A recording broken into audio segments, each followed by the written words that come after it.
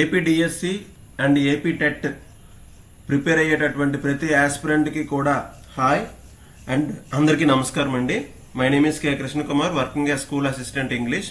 Last videos లో English మెథడాలజీకి సంబంధించి చాలా ఇంపార్టెంట్ టాపిక్స్ ని అలాగే వాటి యొక్క ఇంపార్టెంట్ పాయింట్స్ ని చూసాము. ఈ వీడియోలో కూడా రెండు ఇంపార్టెంట్ టాపిక్స్ ని చూద్దాము. అండ్ ఐ హోప్ ఈ వీడియోస్ అన్ని మీకు హెల్ప్ అవుతున్నాయి అనుకుంటున్నాను. ఎగ్జామ్ బిఫోర్ మనం చేసేటటువంటి ప్రిపరేషన్ లోని ఈ వీడియోస్ మీకు చాలా చక్కగా హెల్ప్ అవుతాయి. Okay, let's get in to the video and let's begin the content. Doctor west new method. Okay, so doctor west new method లో ఆయన ఏం చెప్పాడు? డాక్టర్ వెస్ట్ ఏం చెప్పాడు అంటే, learning to read A language is by for the shortest road to speak and right it. So reading ఒకటి వస్తే చాలు, చాలా షార్టెస్ట్ వేలోని స్పీకింగ్ రైటింగ్ వచ్చేస్తుంది అని చెప్పాడు. ఓకే, కొన్నిసార్లు కొటేషన్స్ కూడా అడిగేస్తారండి, అది మనం చూసుకోవాలి. ఓకే, ఇవన్నీ పాపులర్ కొటేషన్స్, మనం మైండ్ లో పెట్టుకోవాలి. అలాగే నేను డిస్కస్ చేస్తున్నటువంటి పాయింట్స్ అన్ని కూడా ఈక్వల్ టు బిట్స్, అది మీరు ఒకసారి దాన్ని కన్సిడర్ చేయాల్సినటువంటి అవసరం ఎంతైనా ఉంది. Okay, this method is also known as reading method or text book method. ఈ మెథడ్ ని రీడింగ్ మెథడ్ లేదా టెక్స్ట్ బుక్ మెథడ్ అని అంటారు. డాక్టర్ ఎంపీ వెస్ట్, ఈ MP West, okay, doctor MP West ఈ ప్రొఫెసర్ ఏంటంటే, ఈయన former director of education, principal of training college in Bengal in pre independent India, was the propounder of this method. So ఇతను former director of education and principal of training college in Bengal. So ఇతను ఒక college బెంగాల్లోని, west Bengal ఒక college లో ఇతను ఒక former director education and director of education and principal of training college in బెంగాల్లోనే ఇతను director of education and principal గా వర్క్ చేశారు. ఎప్పుడు? బిఫోర్ ఇండిపెండెన్స్ లోని చేశారు. అలాగే డాక్టర్ వెస్ట్ ఈయన ఏం చెప్తారంటే, ద బైలింగ్వల్ చైల్డ్, అంటే బైలింగ్వల్ అంటే రెండు లాంగ్వేజెస్ వచ్చిన child, does not so much need to speak his second language but rather to read it. ఇప్పుడు సెకండ్ లాంగ్వేజ్ ఏంటి? ఇంగ్లీష్ అనుకుందాము. ఇంగ్లీష్ నేర్చుకోవాలనుకుంటే ఆయన ఎక్కువ కష్టపడిపోకర్లేదు, జస్ట్ చదివితే చాలు వచ్చేస్తుంది అని అంటున్నాడు అనమాట. ఎక్కువ సెకండ్ లాంగ్వేజ్ లో మాట్లాడక్కర్లేదు, కానీ చదవాలి, చదివితే లాంగ్వేజ్ రావడానికి ఛాన్స్ ఉంటుంది. ఓకే, ఇది ఆయన తాలూకా స్ట్రాటజీ అనమాట, ఆయన అప్రోచ్ ఇది. Characteristic features. Okay, main features ఏంటి ఇందులో? A revolt against direct method, direct method కి ఎగ్నెస్ట్ గా వచ్చినటువంటి మెథడ్.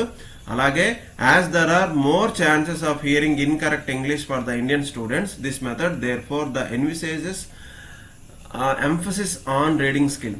ఓకే, చాలా మంది మన ఇండియన్ స్టూడెంట్స్, అంటే మనము Indian students, Indian English language learners, మనం ఏంటంటే ఈ వినేటప్పుడు కొంచెం తప్పులు వినేస్తుంటాము, దాన్నే మళ్ళీ మనము రిఫ్లెక్ట్ చేసేటప్పుడు తప్పుగా చెప్తుంటామని ఆయన యొక్క ఒపీనియన్. సో దట్ ఎక్కువ రీడింగ్ స్కిల్ అనేది మనకు ఉంటే ఈజీగా మనం ఇంగ్లీష్ మాట్లాడవచ్చు అనేది ఆయన ఫిలాసఫీ అనమాట. Okay, it gives due importance to text books and readers. Text books కి రీడర్స్ కి ఎక్కువ ఇంపార్టెన్స్ ఇస్తుంది. ఏ మెథడ్ అంటే doctor West method.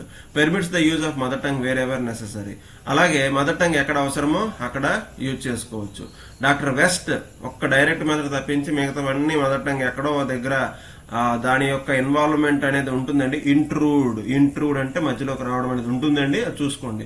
Doctor West laid emphasis on silent reading మీద ఆయన ఎక్కువ ఎంఫసిస్ పెట్టారు.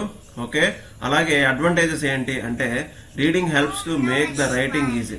రీడింగ్ నేర్చుకోవడం వల్ల రైటింగ్ అనేది ఈజీగా వస్తుందంట. It helps to increase the vocabulary of the students. ఇది మాత్రం నిజమండి, రీడింగ్ ఎక్కువ చేయడం వల్ల వొకాబులరీ అనేది డెవలప్ అవుతుంది, అది చాలా కామన్ అది. Okay, this method is economical in terms of time and money. తక్కువ టైంలో ఎక్కువ నేర్చుకోవచ్చు, అలాగే తక్కువ డబ్బులు ఖర్చు పెట్టి దీన్ని నేర్చుకోవడానికి అవకాశం అనేది ఉంటుంది. ఇందులో మరి లిమిటేషన్స్ ఏంటి, కండిషన్స్ ఏంటి అంటే, doctor west notion that ability to read should be developed before developing the ability to speak does not seem sound because reading has some inner speech in it. So doctor west చెప్పినట్టుగా చదవడానికన్నా ముందు ఇతను ఎక్కువగా చదవడానికి, reading కి importance ఇస్తున్నారు, కానీ ఇక్కడ importance ఇవ్వాల్సింది స్పీకింగ్ కి. ఓకే అని చెప్తూనే ఎందుకు రీడింగ్ కి ఇవ్వకూడదు అంటే, అందులోని ఇన్నర్ స్పీచ్ అనేది ఉంటుంది. ఇన్నర్ స్పీచ్ అంటే ఏంటి? ఓకే, సో ఇన్నర్ స్పీచ్ అతను ఏమంటున్నాడు, సైలెంట్ గా చదవాలి, సైలెంట్ రీడింగ్ ఉండాలి. అంటే ఒక లాంగ్వేజ్ నేర్చుకునేటప్పుడు దాన్ని రిఫ్లెక్ట్ చేసేటప్పుడు బయటికి మాట్లాడాలి. బయటికి ఎక్స్పోజ్ చేయాలి మన లాంగ్వేజ్ ని. సో అలాంటి క్వాలిటీస్ అనేవి త్రూ రీడింగ్, అది కూడా సైలెంట్ రీడింగ్ ద్వారా ఎలా మనం నేర్చుకుంటాం, ఇట్ ఈస్ నాట్ పాసిబుల్ అనేసి లిమిటేషన్స్ లో ఉన్నాయి. Emphasis on reading rather than speech is against the psychological principle that we always learn a new language by first speaking it. So psychological principle ప్రకారము ముందు speaking కి importance ఇవ్వాలి reading కన్నా, కానీ అతను రీడింగ్ కి ఇచ్చారు, అందువల్ల ఇందులో లిమిటేషన్స్ అయితే ఉన్నాయి. Next total physical response. Okay, ఇది ఒకటి. ఇదేంటంటే టోటల్ ఫిజికల్ రెస్పాన్స్ లోని చిల్డ్రన్ కి మనం కమాండ్ ఇస్తాం ఇంగ్లీష్ లో, ఆ కమాండ్స్ తీసుకొని ఆ కమాండ్స్ చేస్తూ వాడు ఇంగ్లీష్ నేర్చుకుంటాడు. Okay, for example go there, come here, stand up, sit down, bring the ball, okay, open the door, close the window. So like that these kind of instructions we give in this method అనమాట. ఓకేనా, so దీని ద్వారా అతను నేర్చుకుంటాడు. ఇందులోని listening comprehension, దీన్ని propose చేసింది ఎవరంటే జేమ్స్ యాషర్. ఈయన ఒక ఎక్స్పెరిమెంటల్ సైకాలజిస్ట్. ఇందులో లిజనింగ్ కాంప్రహెన్షన్ అనేది వైటల్ రోల్, కీ రోల్ అనేది ప్లే చేస్తుంది లాంగ్వేజ్ లెర్నింగ్ లో. అలాగే క్యారెక్టరిస్టిక్ ఫీచర్స్ ఏంటంటే learners learn best by doing things. ఇందులో మెయిన్ ఫీచర్ ఏంటంటే లెర్నర్స్ ఎప్పుడైనా పనులు చేయడం ద్వారా నేర్చుకుంటారు, అంటే ఇంగ్లీష్ యూజ్ చేసి యాక్షన్స్ చేయడం ద్వారా నేర్చుకుంటారు. ఇది ఆఫ్ కోర్స్ ఇది కరెక్ట్ అండి. అండ్ ఇప్పుడు అది లెర్నింగ్ బై డూయింగ్ అనేది ఇప్పుడు నడుస్తుంది మన క్లాస్ రూమ్స్ లో. Imperative drills make the learners to acquire the language. ఎక్కువ కమాండ్స్ చెప్పడం వల్ల లాంగ్వేజ్ లెర్నింగ్ నేర్చుకోవచ్చు అంటున్నారు. సో చూడాలి. This method believes in the fact, okay, that children develop listening competence before they gain speech and expression. This method believes in the fact ఏంటంటే child ఎప్పుడైతే బాగా వింటాడో, listening competence అనేది ఎప్పుడైతే బాగా ఉంటుందో, ఆ సమర్థత, సామర్థ్యం, ఆ క్యాలిబర్, కెపాసిటీ ఎప్పుడైతే ఉంటుందో ఈజీగా వాడు స్పీచ్ మాట్లాడడము, అలాగే ఎక్స్ప్రెషన్స్ లాంగ్వేజ్ లో ఇవ్వడం నేర్చుకుంటాడు. ఓకే, ఇది ఇతని యొక్క అప్రోచ్. ఎవరొక అప్రోచ్? జేమ్స్ యాషర్ యొక్క approach. This method believes in the psychological principles advocated by Jean Piaget, who holds that child acquires language through motor movement. Jean Piaget అనేటటువంటి సైకాలజిస్ట్ ఏం చెప్పాడు అంటే చైల్డ్ అటు ఇటు కదలడం ద్వారా, ఇన్స్ట్రక్షన్స్ ఫాలో అవడం ద్వారా, కమాండ్స్ ఫాలో అవడం ద్వారా లాంగ్వేజ్ నేర్చుకుంటాడు. సో దీన్ని పట్టుకొని ఆయన టోటల్ ఫిజికల్ రెస్పాన్స్ ని సెట్ చేశాడు. Grammar is not inductive. మీకు చెప్పాను, ఇండక్టివ్ అంటే ఫస్ట్ రూల్స్, ఫస్ట్ ఎగ్జాంపుల్స్ చెప్పి తర్వాత రూల్స్. డిడక్టివ్ అంటే ఫస్ట్ రూల్స్ చెప్పి తర్వాత ఎగ్జాంపుల్స్. ఐ రిపీట్ చేస్తున్నాను, ఇండక్టివ్ అంటే ఫస్ట్ ఎగ్జాంపుల్స్ తర్వాత రూల్స్. డిడక్టివ్ అంటే ఫస్ట్ రూల్స్ తర్వాత ఎగ్జాంపుల్స్. ఇందులో అడ్వాంటేజెస్ ఏంటంటే practice in the target language makes your children speak. So target language లోనే ఎక్కువ ప్రాక్టీస్ చేయడం, ఇంగ్లీష్ లాంగ్వేజ్ ఎక్కువ ప్రాక్టీస్ చేయడం వల్ల చిల్డ్రన్ మాట్లాడతారు. అలాగే కమాండ్స్ ఎక్కువ ఫాలో అవడం వల్ల టార్గెట్ లాంగ్వేజ్ నేర్చుకుంటారు. ఓకే, టార్గెట్ లాంగ్వేజ్ అంటే ఇంగ్లీష్ అనండి, ఇంగ్లీష్ మెథడాలజీ కదా, సో పర్టికులర్ గా చెప్పక్కలేదు అనుకుంటా. Learning is made permanent as it is experienced. Learning అనేది పర్మనెంట్ గా స్థిరత్వం పొందుతుంది ఆ లెర్నింగ్ ప్రాసెస్ అనేది, ఎందుకంటే దాన్ని ఎక్స్పీరియన్స్ అవుతూ నేర్చుకుంటాం కాబట్టి. It is more enjoyable and less stressful. Stress లేకుండా ఎంజాయబుల్ గా లాంగ్వేజ్ నేర్చుకోవచ్చు. అలాగే ఇందులో ఉన్నటువంటి కండిషన్స్ ఏంటి, లిమిటేషన్స్ ఏంటంటే the whole of language cannot be taught through commands.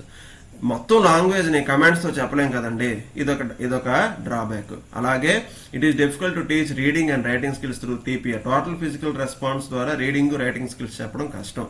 అలాగే learning only commands makes the children authoritative. So ఎప్పుడైతే చిల్డ్రన్ కమాండ్స్ ద్వారా లాంగ్వేజ్ నేర్చుకుంటాడో వాడు మాట్లాడేటటువంటి లాంగ్వేజ్ వే ఆఫ్ టాకింగ్ కూడా కమాండింగ్ గా ఉంటది. కాబట్టి ఇది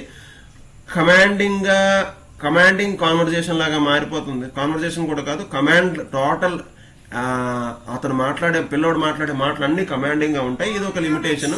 ఓకే, సో ఈ విధంగా 2 మెథడ్స్ ని మనం అయితే డిస్కస్ చేయడం జరిగింది. ఈ కంటెంట్ మీకు నచ్చినట్టయితే లైక్ చేయండి, షేర్ చేయండి అండ్ సబ్స్క్రైబ్ చేయండి. సో దీనివల్ల నాకు కొంచెం మోటివేషన్ వస్తుంది, ఇంకొంచెం వీడియోస్ చేయాలనిపిస్తుంది. Thank you. జై హింద్.